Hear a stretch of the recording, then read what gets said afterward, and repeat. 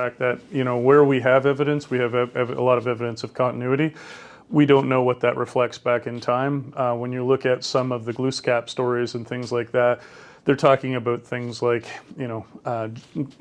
giant beavers and things, which we know, from our colleagues in paleontology that, those were actually creatures that actually existed. So, there just isn't the data right now to be able to determine that. But what you can say is that there obviously is continuity that's coming through here. To the degree to which what's been lost, that's one of the things that perhaps is less certain. So, here's the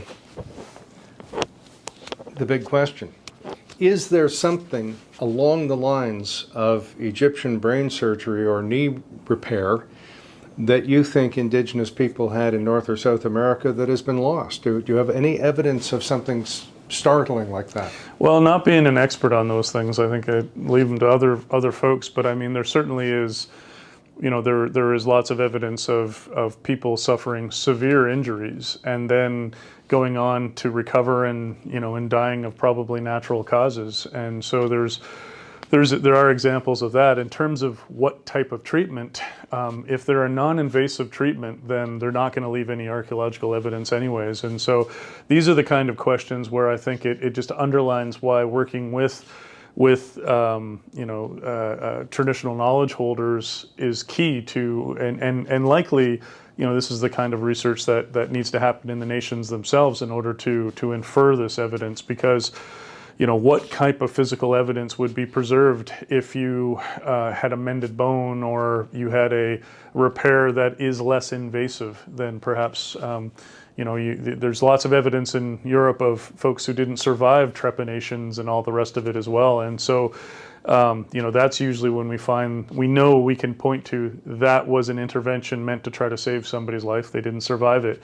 In this instance, what we have a lot is we'll have, there have been people that have found that have had severe trauma from battle or from injury, but you also do have a lot of folks that did survive these things and went on and seem to have lived quite long lives. And so, again, not being an expert on the the pathologies, human pathologies, and what the intervention was, I think it's safest just to say that there was obviously some fairly advanced care that people were getting them through some of these horrific injuries. And when you look at this, goes back to the discussion we had at the Penfield site, because the rate of injuries for these initial populations that are coming into what's now New Brunswick, all throughout North America, are equivalent to the types of injuries that modern bull riders would get. And so people are sustaining a lot of trauma. And so in order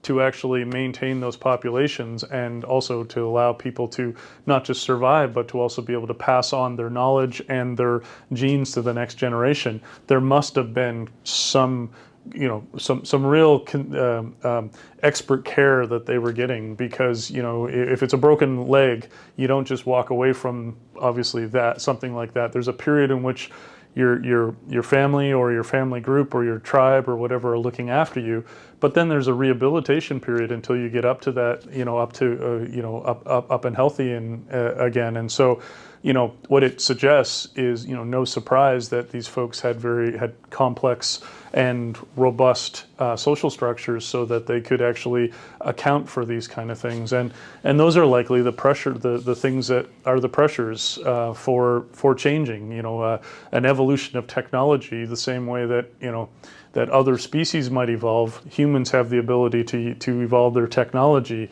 to perhaps make it so that, they're not in direct conflict with some of these large organisms that, when you're hunting them, can hurt or injure you. And so, that is likely what we're seeing reflected in a lot of the tools that we're seeing here, is just better success in hunting, but also just more security with regards to the family members and the hunting parties that are going out there. So the traumatic injuries would have come from hunting large animals and having the animal get the best of you. That's the inference. Again, I mean, keep in mind that you're looking at likely dozens of sites that these are reflected upon when that this is reflected in, when the populations are likely in the many thousands.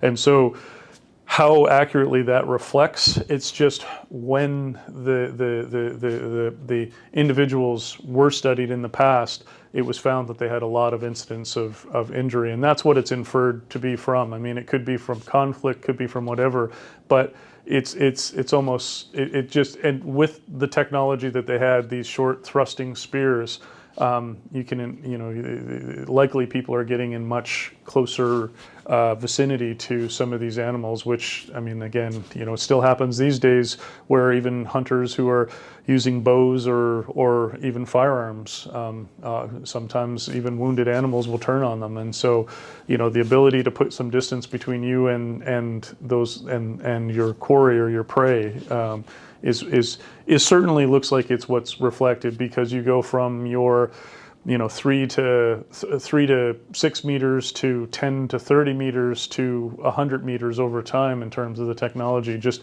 extending the range, which has, again, probably have to stock less, but also just a little bit more security. So, to the untrained ear, eye, and mind, when I look at art and artifacts and petroglyphs, and when I hear about the nursing of people back to health who have traumatic injuries, that speaks to me about a very serious and complex division of labor. Because while one person is doing one thing, or 3 people are looking after a sick person, everybody else has to have some other function, such as food gathering, food preparation, trading, and so on. Am I on the right track?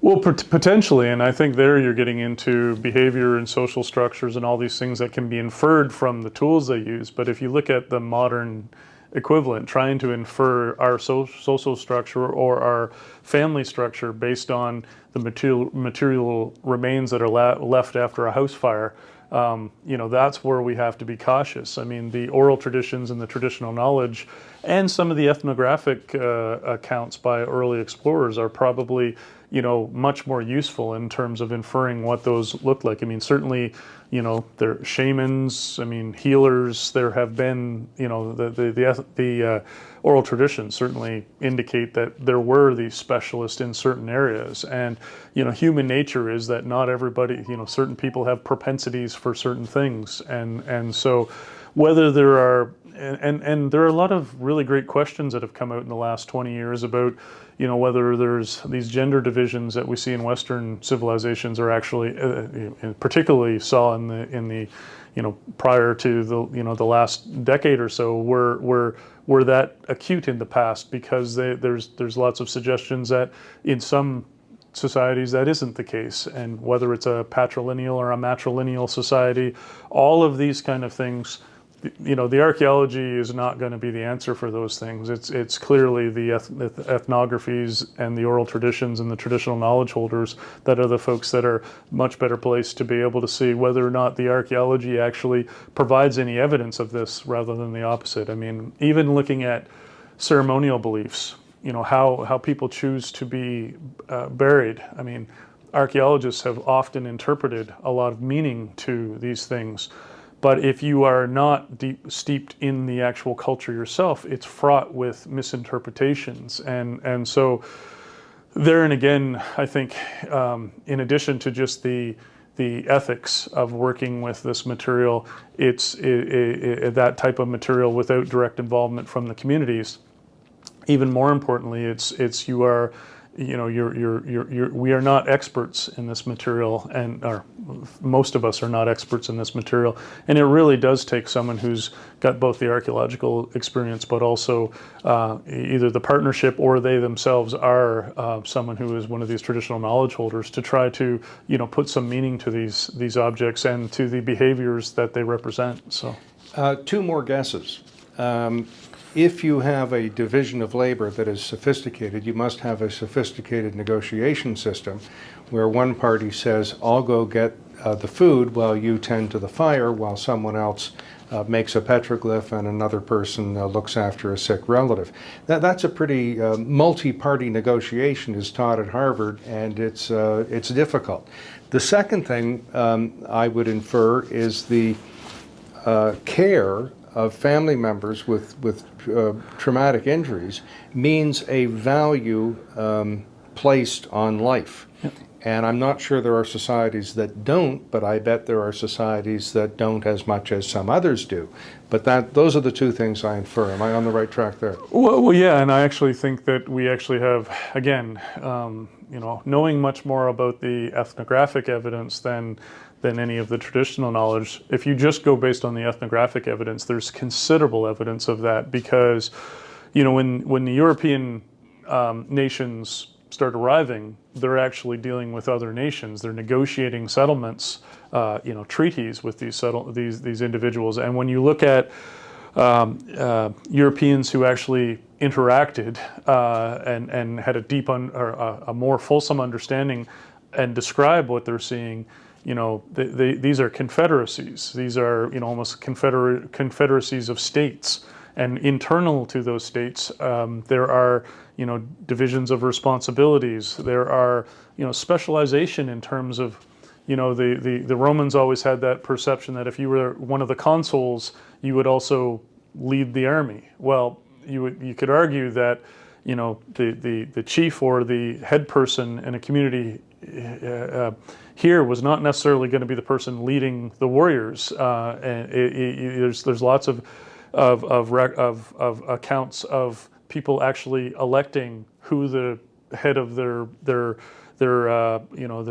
military, either combined aggregate military force is going to be to go on an expedition or to engage in a conflict. And that really shows a bit of egalitarianism there, because it is obviously you can take into account both the agency that individual has, but also it's an opportunity for somebody. There's a meritocracy there, because if somebody is a great leader in say civil discourse or in politics, they're not necessarily going to be the person who's chosen to be the courageous leader to lead on an expedition. And I think again that is a much more complex political structure than I think is ever going to be reflected by when we're looking at things as simple as the tools that people were using, because not even being able to tell if something's used for hunting or if it's being used for conflict, all of the answers that people or the answers to the questions that people are asking, the archaeology can answer parts of it, but it's clearly the traditional knowledge and the ethnographies that really frame those questions, and then the archaeological resources or objects can then be used to kind of test those notions back into time. If we see something that we know, we have a contemporary artifact that was used at a certain time.